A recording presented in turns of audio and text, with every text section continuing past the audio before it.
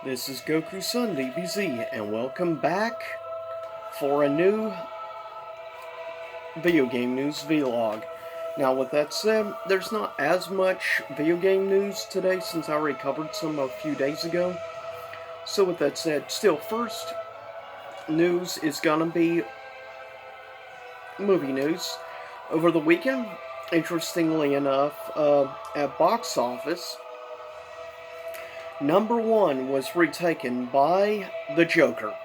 It has reclaimed its top spot at the box office, according to most recent updates from boxofficemojo.com, and has said that it ended up doing just under a million. I think it was like a couple 100,000 more dollars it did than, of course, Maleficent, which is not done too well at the box office. In fact, according to a lot of stuff I've checked so far at box office numbers for it, it's not looking good right now for Maleficent, Mistress of Evil.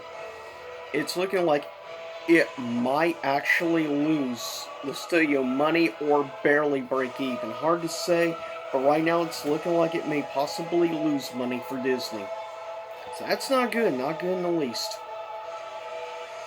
And unfortunately, a movie that came out like a week ago, unfortunately, I'm not going to get the chance to see until it gets a digital release, unfortunately. And of course, that is Jojo Rabbit. Fortunately, no theaters around where I live got the film, which sucks. But whatever.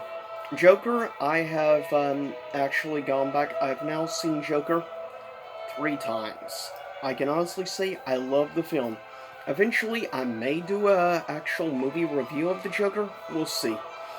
But the film has now done an estimated $849 million.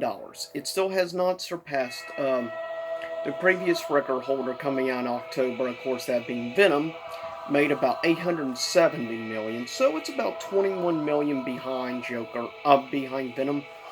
Fun fact: this year, 4 of the 5 records were broken by movie ratings. G rating record was broken this year, PG, PG-13, and R.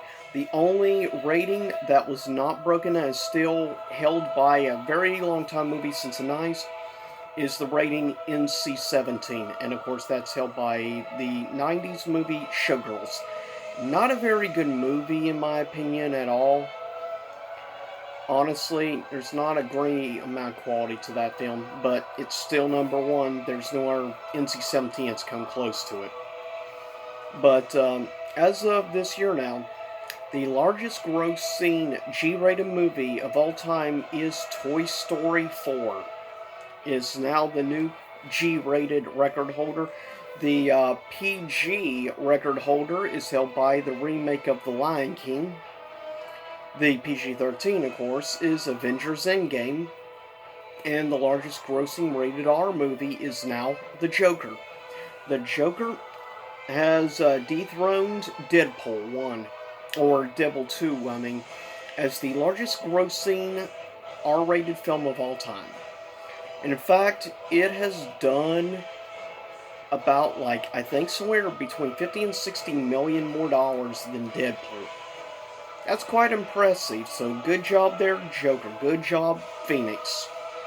Definitely, I hope he gets honestly, I hope he gets at the very least a nomination for Best Actor at the Oscars. But anyways, in gaming news, we have more gaming controversy coming out, of course, involving Bethesda. Surprise. And then a game company I said the other day that hadn't been involved in any really major controversy this year, unfortunately came out after sales statistics were released the other day, and that's for Ubisoft and the newest of the Tom Clancy games, even though Tom Clancy has been dead for years. It's unfortunate. I'm sure he's rolling his grave, the fact that people are still using his name to make money. But the newest Tom Clancy game bombed big time in overall sales numbers. It's kind of insane, really, when you look at the sales numbers of the newest Tom Clancy versus the previous Tom Clancy game. So, and I think it had the fact to do with the fact there is mainly multiplayer. There wasn't enough really single player content in the game to appease people who actually like single player story modes and stuff in their shooters, such as myself. But I didn't buy the game because I've never really been the biggest fan of Tom Clancy games. I mean, I'll be honest, I did like the first, like, one or two Rainbow Six games, but that was, like, what? The fifth console generation? That was PS1 era and PS2.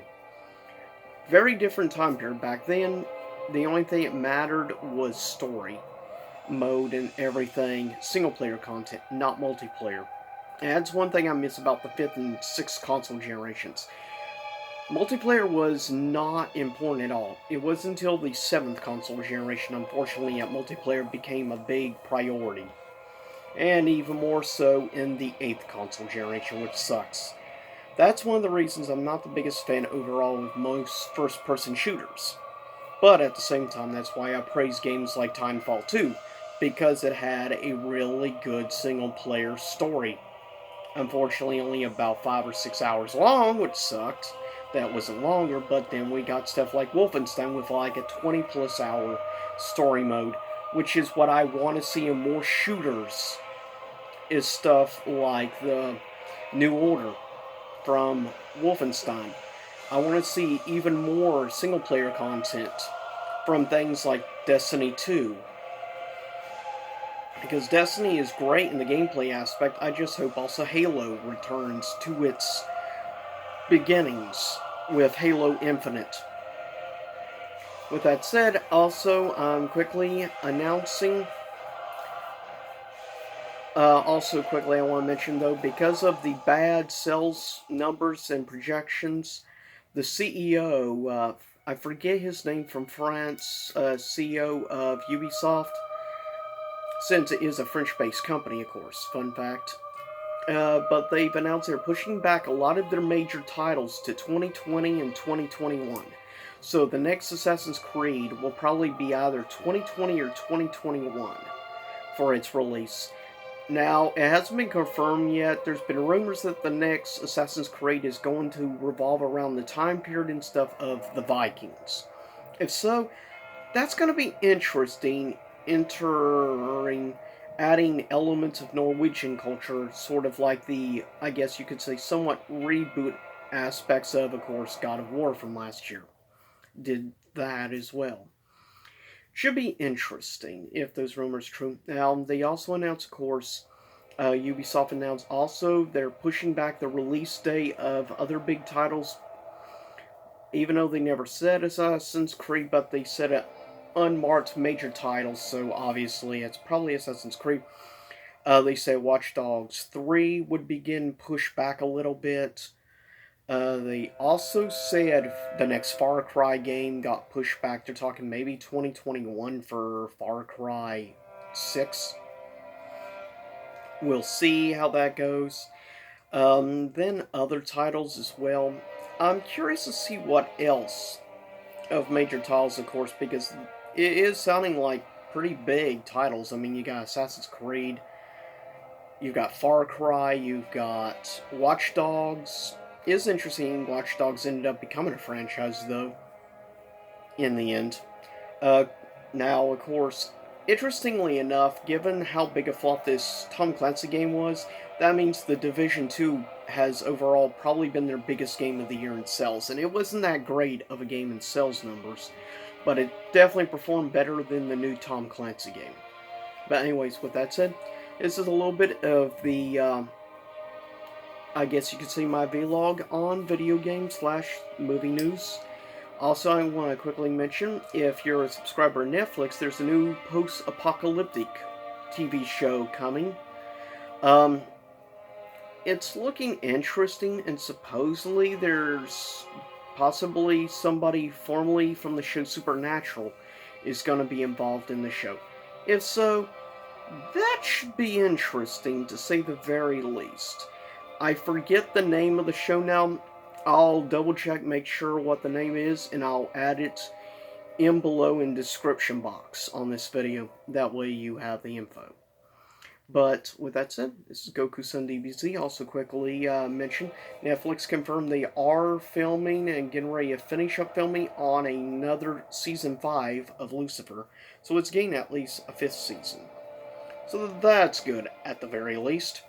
With that said, also in the near future, I'm going to be working on another comic book review. I just dropped my newest comic book review yesterday. Issue 4 of course, Killer Instinct miniseries. So check that out. I'll see y'all next time, and stay tuned for a special Halloween edition of Video Game Pickups. I'll see you then. Happy Halloween!